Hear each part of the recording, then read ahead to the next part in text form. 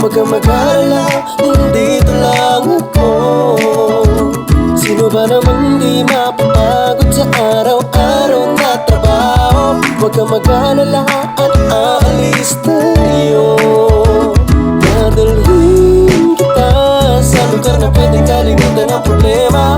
Isigaw mo ang lahat sa langit, ilabas ang galit. Huwag na huwag mahihiya sa ating mga paligid. Basta ba